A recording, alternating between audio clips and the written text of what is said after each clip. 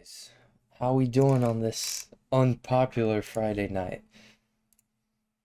Every time I have a price action review on a Friday, all I'm thinking about is, you know what? I'll put it up, I'll join, and we'll see if anybody joins, if we're actually doing one tonight. But we are. I don't care if there's one person or 20 person. I'm gonna be doing it anyways, right? So glad to see you here, Cho. What's up, Emil? Glad to see you guys here. So, we'll get straight into it then.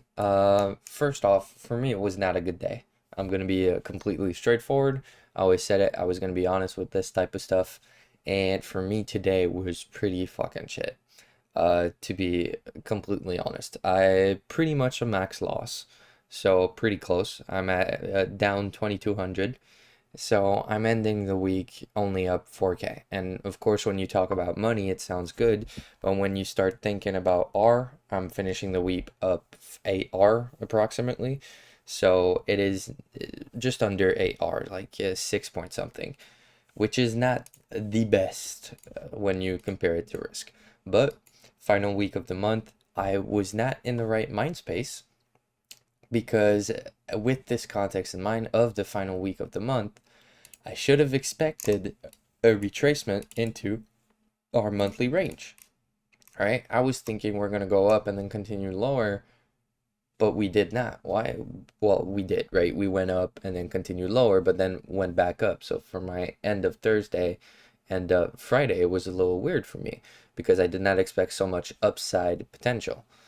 But drawing out the complete weekly range, you can see that we had a nice 20 to 30% retracement, almost perfectly at 30%. I'll draw these levels just so you guys can see as well. Let's not extend them. Beautiful TGIF, basically. We had a retracement into the weekly range, and our week was bullish because we had a retracement into our monthly range. So that's on me for being off. I believe that's actually the first mistake in the live analysis so far. So still getting pretty consistent, keeping the consistency, I mean, but it was something. That is drawn wrong. Sorry. So we had a full 30% retracement. As I said, I was wrong today, so I'm going to be looking at this and trying to analyze it in a way that I should have from the beginning. So we had the SMT from Thursday, which held, right? Once we start expanding and invalidating bearish PD arrays, that's where you can start analyzing and saying, okay, well, oh, it's holding, right? And especially with this displacement closing through this, you could anticipate that it's going to head for those relative equal highs, which was the plan. We had, sorry, let me just mark that out as buy side. Well, actually, let's be a little more precise. Relative equal highs. That was the objective. I'm looking at a 4-hour chart, by the way. That was the objective, and we did not reach that, but we did reach for external range liquidity. We had a beautiful move right here, so we just went manipulated lower for our London range and early New York morning, manipulated into this fair value gap and displacing higher. Or specifically, if you look at consequent encroachment, we failed to reach it. We were rushed to go higher. So we were very bullish. And so that's pretty nice to see. But once we start going down in time frames, more specifically in the 1 hour, let's try to clean up this chart. For me, what was confusing was seeing this SMT with the 8:30 news. This is the 8 a.m. candle. We had this SMT form between NASDAQ and ES. And to me, wait, what am I looking at? Not this SMT, this SMT. Thank you. All right, I'm gonna get it right. So with the 8 a.m., so I was looking for NASDAQ to continue lower and dive deeper into the range, at least up to this order block. And if you look at a 4-hour chart, I was looking for this order block inverted fair value gap. I was thinking that we're gonna end the week on a retracement lower, but I didn't have my TGIF off on my chart, because if I did, I would have seen that, hey, the retracement of the weekly range at that specific moment, let me just put that back on, was beautifully hit, right? We hit this level, ran that looks like I was going to say 30 handles, but ran less than 20 handles before manipulating higher. And that was on the end of the 8:30 news. If we dive down to a 15-minute chart, we can see it pretty well. So you had your news at 8:30 a.m. You had your beautiful Judah swing lower, especially when you have 8:30 and 10 a.m. news. Oftentimes what will happen is you'll see an 8:30 Judah swing, and the 10 a.m. news will just be used to inject liquidity, sorry.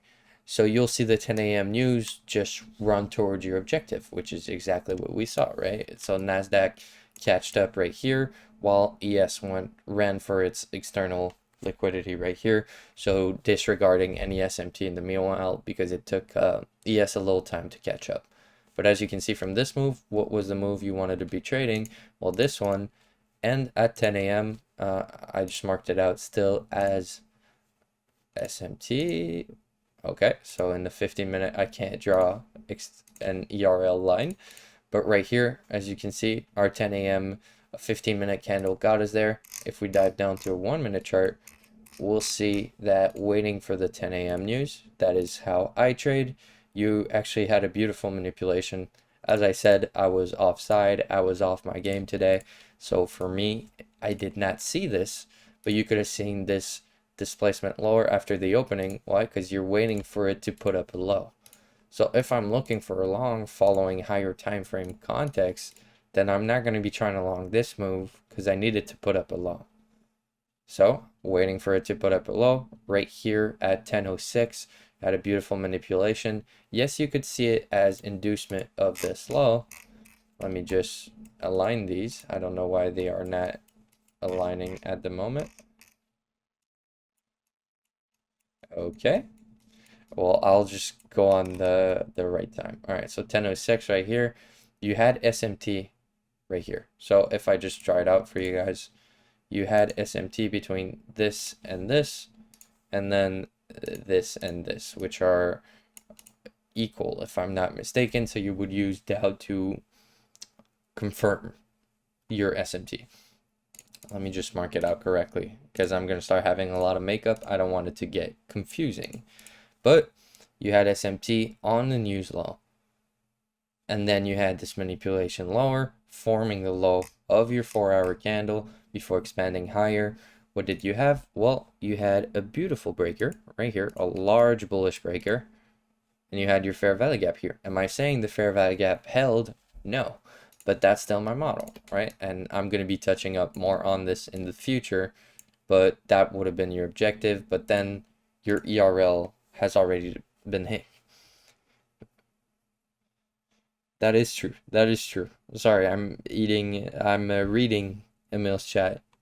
And yes, Joe, props to you for being here tonight. But from this, what you can get pretty much is that trading at 9:30 would have been beautiful. But based on the rules of my model, I'm waiting until after the last high impact news event because oftentimes what will happen is, yes, there will be a 9:30 Judah swing, but then that 10 a.m. would just be a retracement at the same level. Happens more often than that, but sometimes you just get stuck, and right here you're already at the end of your range, and trying to place a position later just ends up with you trying to trade a high resistance continuation. And as you can see from this entry, it will almost ran 100 handles, but your objective was already hit. So definitely for my model specifically, not the best day at all. There were a lot of opportunities earlier, but as I said, I'm not trading beforehand. But what happened today, very simple. We had a TGIF and then a continuation of the weekly expansion, right? I don't know why it's putting me that far to the right, but if I draw it out again, so this is your Monday candle, so I'll use the low of that to the high. Well, I'll use the high here, I believe. I'll just go down a time frame. And the high that there was before 10 a.m., right? Before 10 a.m. hit, you had your TGIF overnight, your London move, manipulation lower, your daily power of 3. I'll just move that closer. There we go. Daily power of 3 was super clean, right? Open, manipulation, distribution. So it was a clean move, just not during the times I was allowed to trade it. And I guess that messed with my psychology today. but keep your losses smaller than your winners, and you'll end up profitable if you have a profitable win rate. So I'm convincing myself that it's okay, right? This is a forever work on myself. I'm never going to be happy with losing, but I got to learn to be less mad when I lose. So that is what I'm working on as a trader. Cho, Emil, any questions for tonight? Very quick one, right? It was a very simple Friday, just for myself, very hard to see.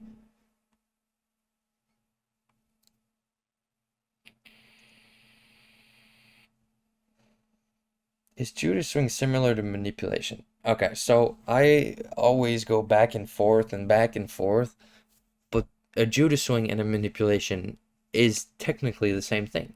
So what is a manipulation? Well, a move in the opposite direction of your drawn liquidity. So you're saying, oh, it's only going there to take out this liquidity, and then it's going to go to the true target, which is in the opposite direction, right? That's what you'd call manipulation.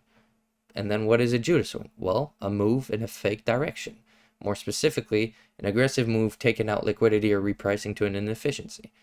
ICT brings on Judas swing just to talk about at specific times you would expect a Judas swing, like the New York 8:30 or 9:30 Judas swing. Those are times where you'd expect a fake move due to increased volatility. They need to go take out liquidity before actually distributing price. So all of that to say, they're synonyms. You expect the same, they are the same.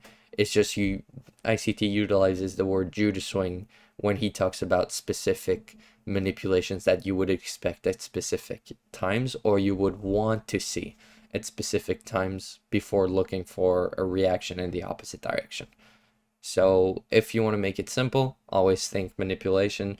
If you want to know the real words, well, Judas swing is when you're talking about those specific times, and manipulation is when you're talking about power of three. So for example, at the start of a 4-hour candle, if I'm bullish, I want to see, and here, let me just go to the side actually.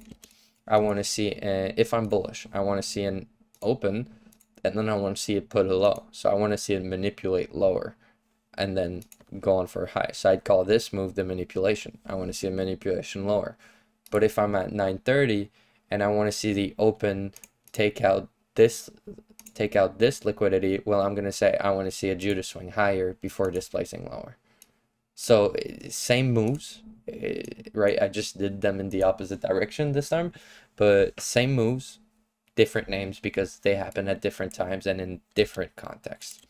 Make sense? Basically, they're the same. All comes down to this. Awesome.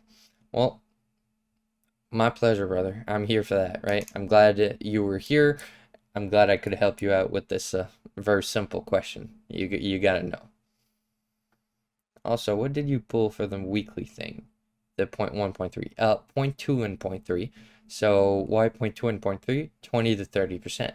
ICT brings in a concept. There's actually a great video, and there's no better teacher for this specific concept in my opinion. So if you want to head over to his YouTube and watch the video, it's Thank God It's Friday. That is his TGIF, Thank God It's Friday. His understanding of the weekly range. So just like with any candle, any higher time frame candle, I was just talking about open, low, high, close. At the end of a candle, you want to see a retracement into its range to create a top wick in this specific example, right? Just look at, this is our weekly, by the way, this is our weekly candle. This is, oh, thank you for linking that in chat, Emil. This is our daily candle. So you see how these top wicks form? They form because of the retracement at the end. Well, ICT brings the concept of saying, if you utilize the weekly range, you look at the weekly range, you will find that on Friday, more often than that, and of course there's specific conditions, which that's why I'm telling you to go watch the video, you will find that on Friday, on sometimes on Thursday, you'll see a 20 to 30% retracement into the weekly range. So drawing out this fib specifically here is 20 to 30% of the weekly range at that time, right? Before we took that out, of course, in the late morning, late AM session, we had a 20 to 30% into our weekly range.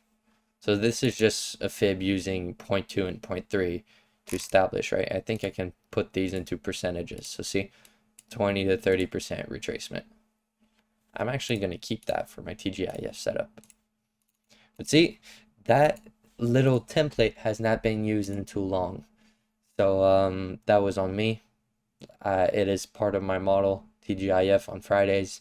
So I just zoned out. I was getting cocky. I was doing very, very good for a while, and it just hit back. But as I said, as long as I keep my model, as long as I keep my losses, I'll learn to speak, guys. Sorry, I'm very tired today.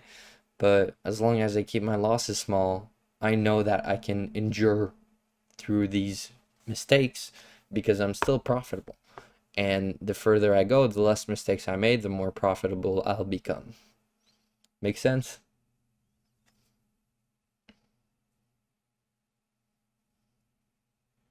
Awesome. Always, yeah, as Emil is saying, always think about it as there is an objective, right? And you got to implement time to it. But yes, it's just any higher time frame candle forms and closes, right, in the same way. So that is concept that can be utilized in multiple different ways. I'm actually doing a script about TGIF to analyze its probabilities, how often it happens, and in what context it happens. So that will come. That's a little sauce for you and anyone who dares to watch this YouTube video to the end. But on that note, do you have any last questions? We got time tonight, making it a small video. We don't have a lot of people here, so if you have some more questions, I don't mind answering them.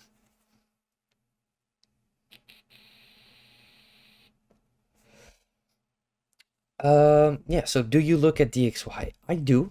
I just don't utilize it as it's kind of like when I'm going to be talking about my model, actually. I haven't released that part yet. I have rules and then I have advice. That's how I like to think about it.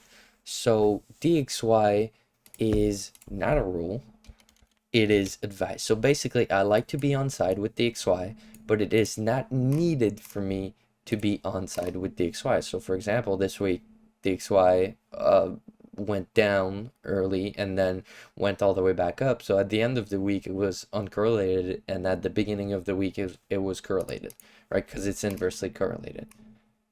But I don't use DXY specifically for that, but it is confirmation towards my bias. I never go lower, but I never look at a DXY chart under 4 hours, and it's just a confirmation of my bias. So whenever bias seems unclear, how do I filter between two possible outcomes? By looking at DXY. So, DXY tells me it's going to go up, but I'm not sure if NASDAQ is going to go up or down. Both outcomes seem good.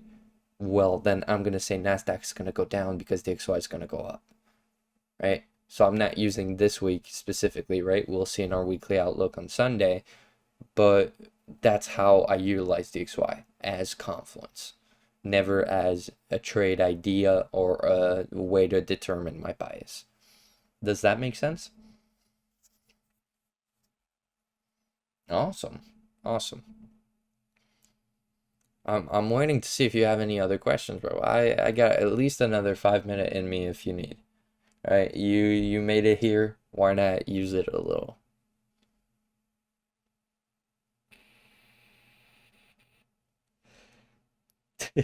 Think about it.